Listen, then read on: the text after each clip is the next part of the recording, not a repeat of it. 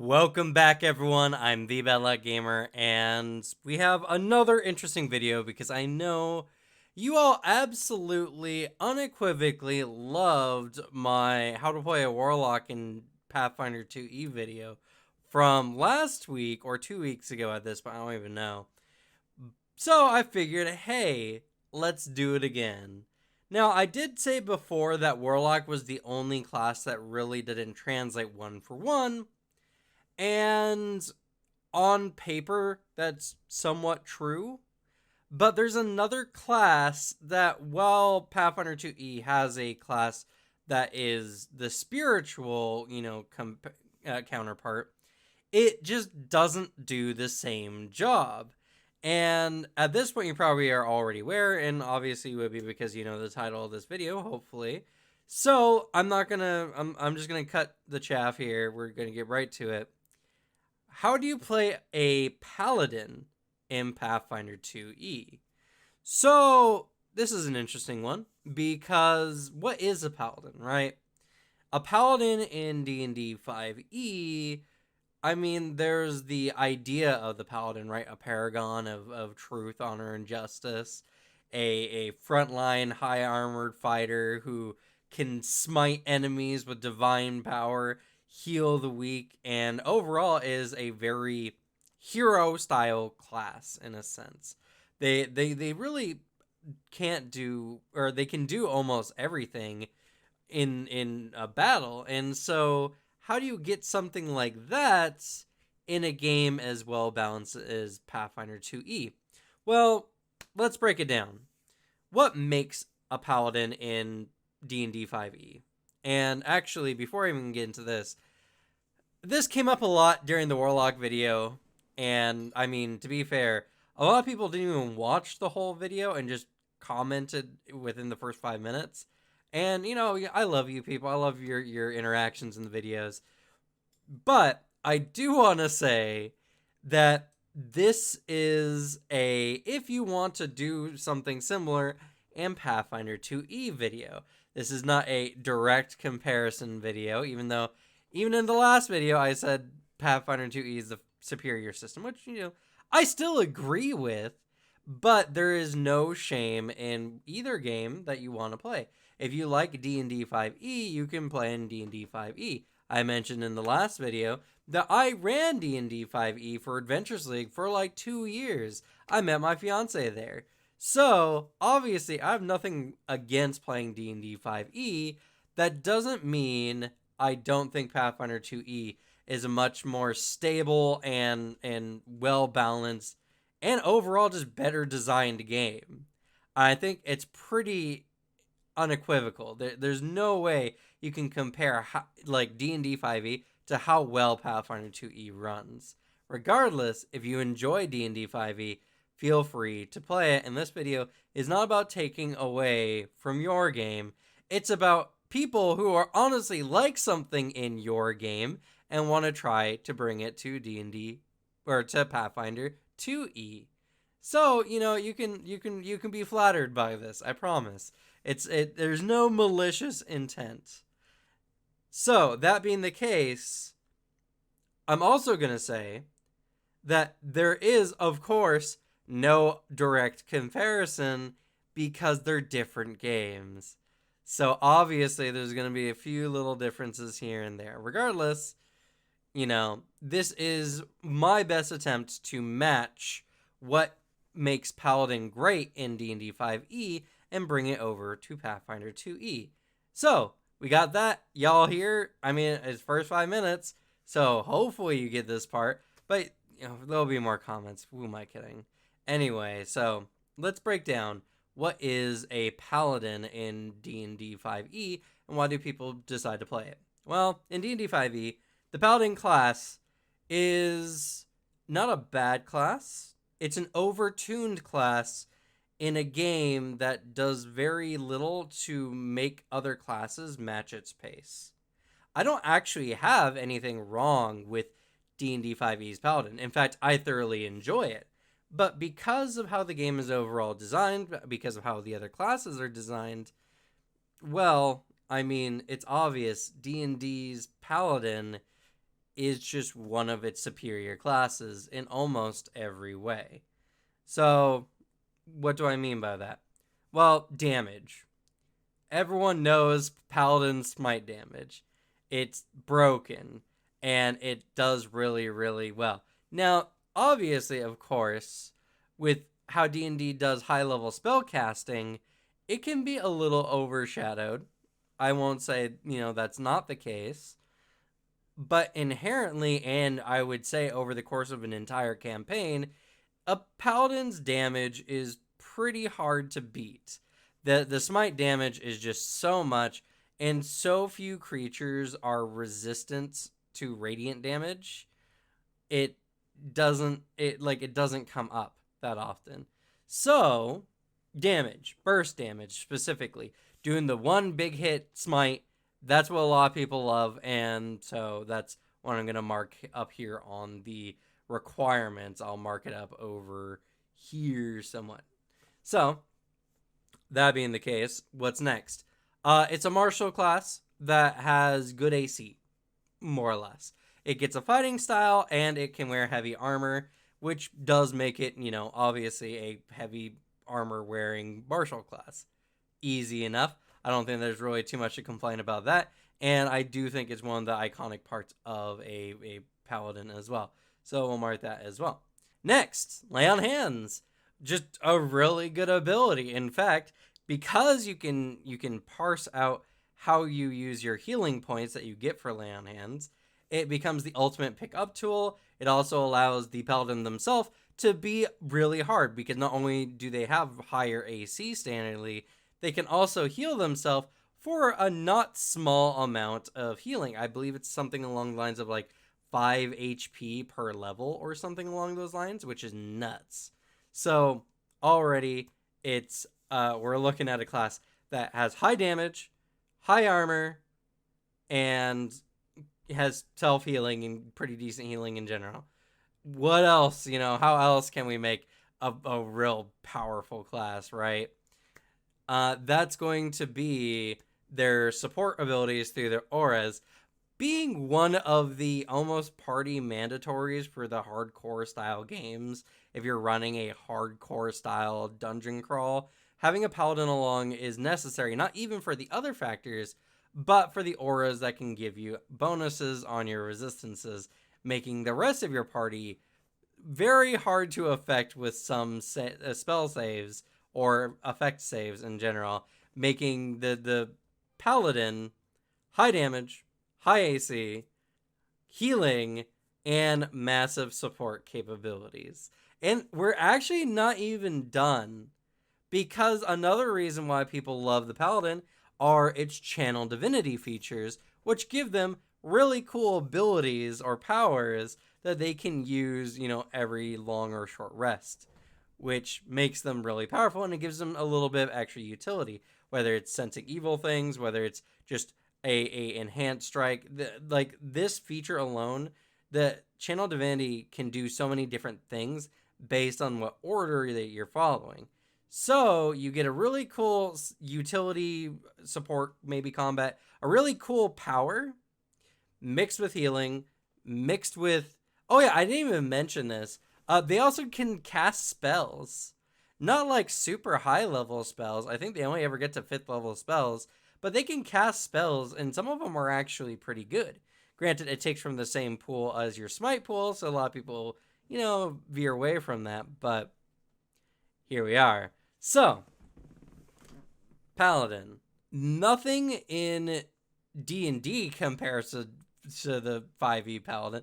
I mean, in D&D, there's not any other classes that just excel in so many areas like the Paladin.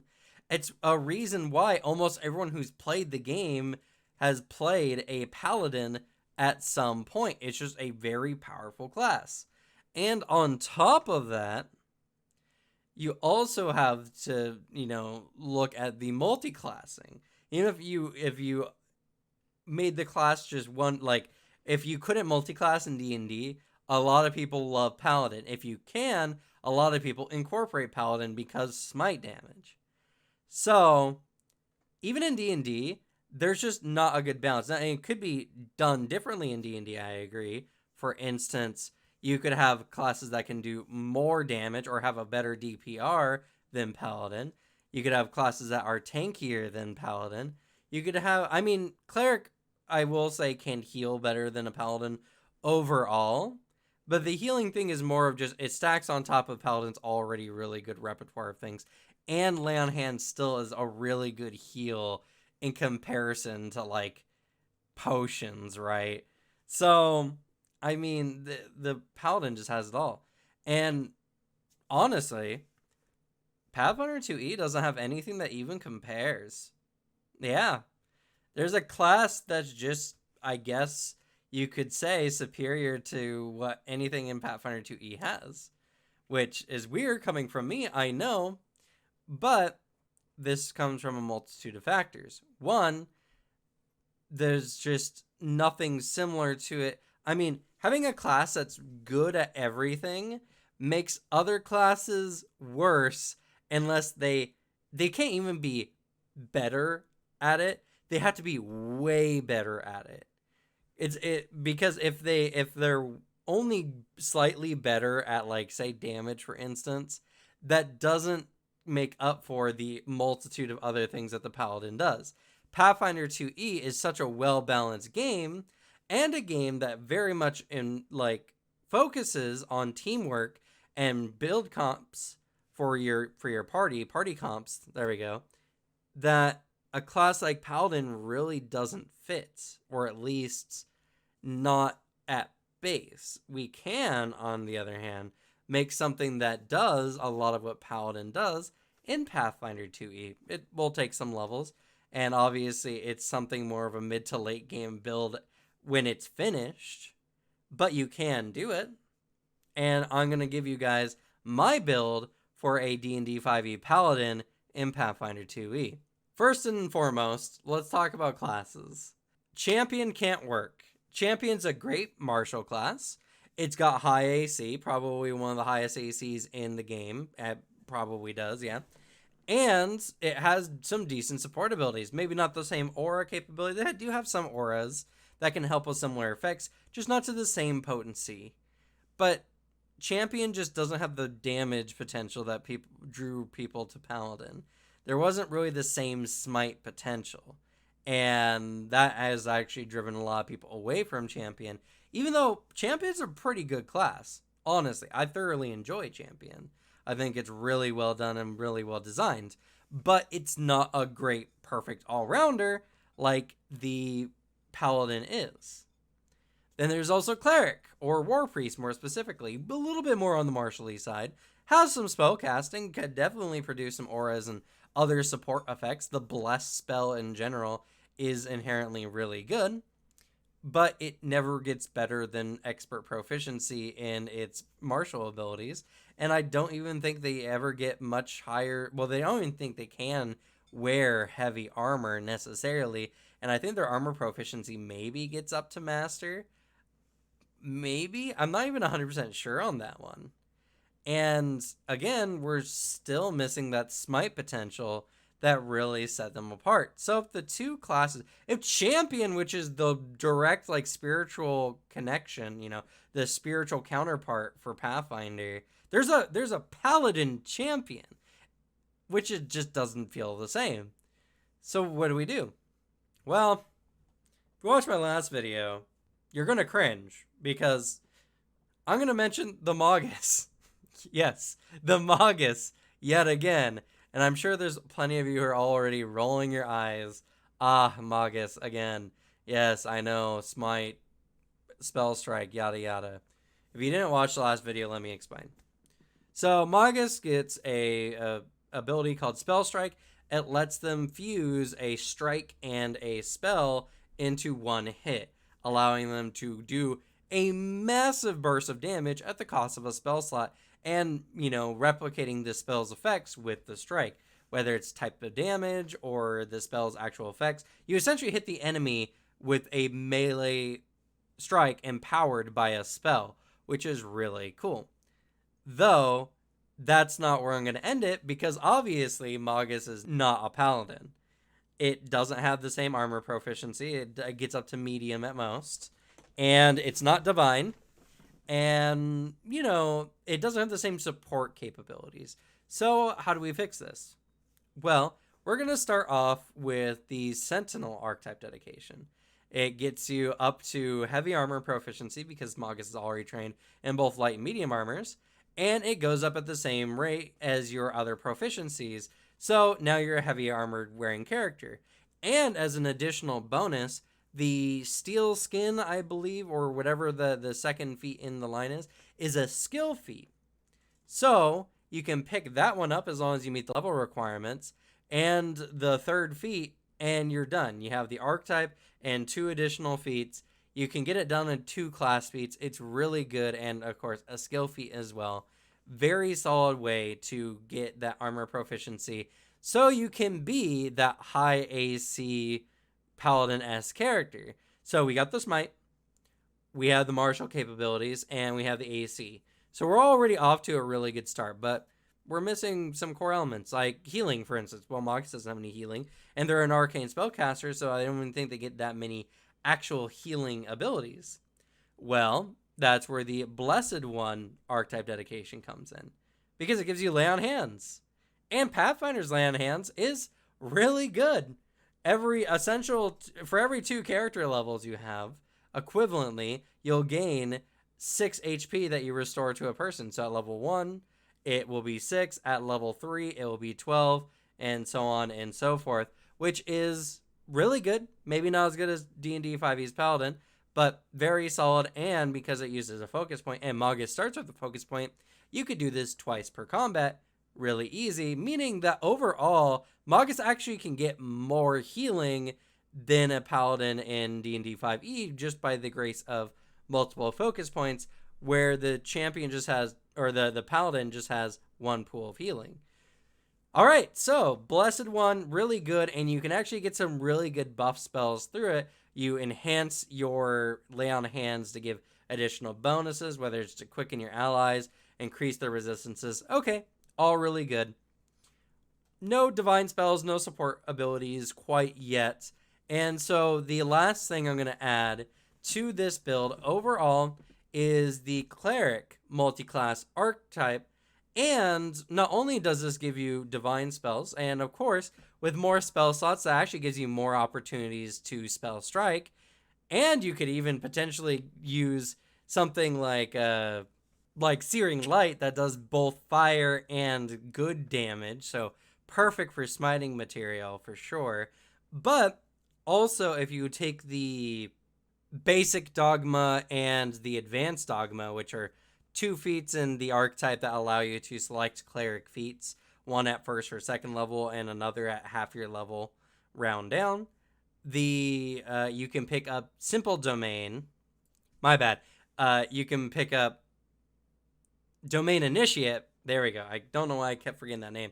And Advanced Initiate, which allows you to pick up the focus spells for your deity that you're, pursuing. And in order to be a cleric, you have to follow a god. So there you go. We have our whole paladin shitting and the abilities that come with one being a divine caster, having a lot of good aura spells, aura abilities.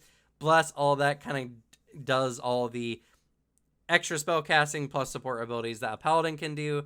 But the domain feats, or the domain spells that you can pick up, focus spells, allow you to essentially mimic the abilities of Channel Divinity, where you're using your god-specific spells and focus spells specifically. Granted, it all comes from the same pool that your lay on hands would, so obviously you're going to be a little bit more limited, but because focus spells are all redone, or you get them back every 10 minutes of rest, you can do these way more than a paladin in D&D 5e could. So, if I'm not mistaken here, we have a class that has the same burst potential as paladin, that has, with archetypes, and if you're using the bonus archetype rule, which I highly recommend that every table does, it just is more horizontal leveling that makes your characters better. You can pick up all of these extra archetype feats and throughout your leveling without interrupting any of the class feats you want to pick up from your champion, or sorry, from your Magus class in general. And if you're really stuck on that, like being a divine style character and everything like that, there are some good buffing style Magus spells that you can throw in, that you can utilize instead of the divine ones if you're really, really particular about that. But I'm sure most people wouldn't really care all too much. And you can get everything you need pretty much through this kind of setup here and make characters very much close to your style. Are you actually like a paladin? Technically not. You have arcane capabilities, and how your Magus abilities work are a bit different, sure. But, it's a storytelling game. You can skin however you want these things to make your character into the style character that you had in D&D 5e. Sorry, my voice kind of cracked there for a second. And honestly, I think this is this is about as good as it can get. D&D 5e's Paladin is overpowered for its game system. When you compare it just straight up to other classes, it's really hard to compete with how good Paladin is. Pathfinder 2e does not have such a class. All the classes are incredibly well balanced, and there's really few standouts. So obviously you're not going to have that same feeling in Pathfinder 2e. You're not going to feel like you're capable of doing absolutely everything yourself. And as a party-based game, you shouldn't. That's just the nature of the game. You should have teammates, and the battle should be designed to help challenge you as a group rather than as individuals. So if you can't get behind that, Pathfinder might just not be the game for you. If you prefer your super souped up, broken, can do everything style characters, there are just other games for you. And hey, no shame in that.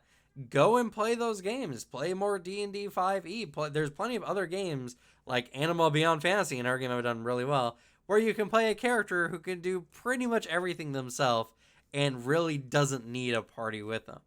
There's no shame in that. That your enjoyment is yours to have. No one can tell you you're having fun wrong. All I'm saying is that Pathfinder 2e is a class-based game where teamwork is heavily motivated through the rules and how the game is run. And this Magus build that I presented to you today is the best that you can get to get the same feeling of D&D 5e's Paladin, only a little bit more balanced. But hey, that's just my opinion. If y'all hate it, I guess you can yell at me in the comments. But if you enjoy it, or if you like my approach to this, please go ahead and smite that subscribe button to see more interesting videos like this. I intend on doing so many more, maybe not in this style. Most of the other classes I feel are pretty good one-for-one representations between the two games. Warlock, we have Witch in Pathfinder, but it's just not the same. And then Paladin is not the same as a champion, no matter how you twist it. Champions are defensive characters, Paladins are jack of all trades, high damage characters. So, this hopefully is good enough to help you all play the characters you want to play in Pathfinder 2e. And also, if you decide that Pathfinder 2e is not the game for you because you can't get that same feeling, well, maybe this video helps you out in that way as well. Either way, we're all free to enjoy the games that we want to play. There's nothing wrong with playing D&D 5e, just as much as there's nothing wrong with playing Pathfinder 2e. Anyway, that's going to be it for me. I've rambled enough. Thank you all so much for watching. Good luck with your games. Leave the bad luck to me. And I'll see you all next time. Bye.